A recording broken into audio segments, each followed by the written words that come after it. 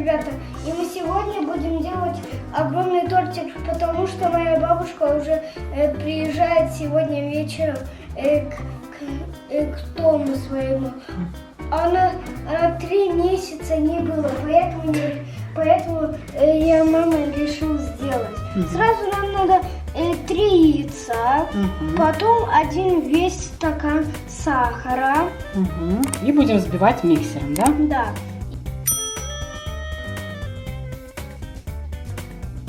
Так, хорошенько взбили, да? Да. И потом после миксера надо сразу молоко налить, и потом полстакана растительного масла. Правильно. Молока сколько? Молока 1 литр. 1 стакан. 1 стакан. Хорошо. Выливаем. Хорошенечко. Молодец. А сейчас надо это. Растительное масло. Выливай. Браво. Он уже растет. Да. И сейчас аккуратно все перемешаем. Ребята, а сейчас нам надо муку. Потихонечку добавляем. Сюда.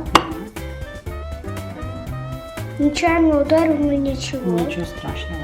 Добавляй, посмелее. Давай. Да. Помогу. Муку можно просеять, если Вот хотите. так. Пока добавляем 1 стакан. Потом что добавляем?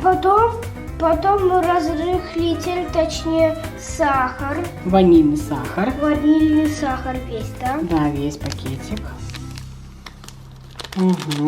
Молодец, отлично. И разрыхлитель, да? Да, и потом какао. Да. Разрыхлитель. Супер. В тарелку желательно, Паша. Хорошо. А сейчас надо какао.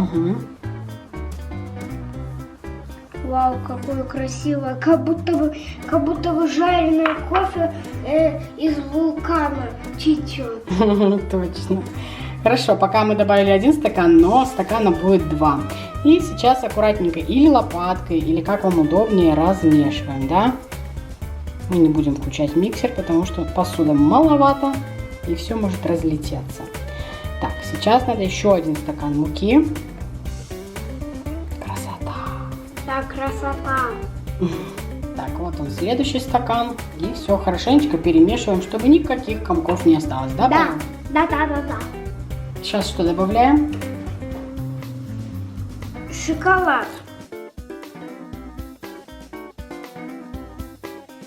И дальше что добавляем? И дальше, конечно же, нашу любимую клубничку. Да, мы ее вот так разрезали. Сюда. Да, добавляй сюда.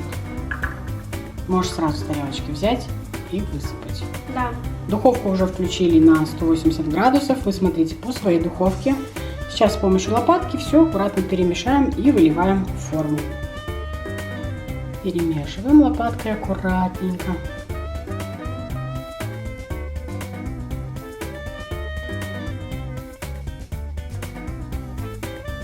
Все, выливаем в форму, духовка уже горячая. Итак, даем ребенку украсить, форму можно смазать и ставим в духовку до запекания. Итак, ребята, вот и у нас пирог, конечно, красиво бывает, очень красиво, да? Если вы хочется такие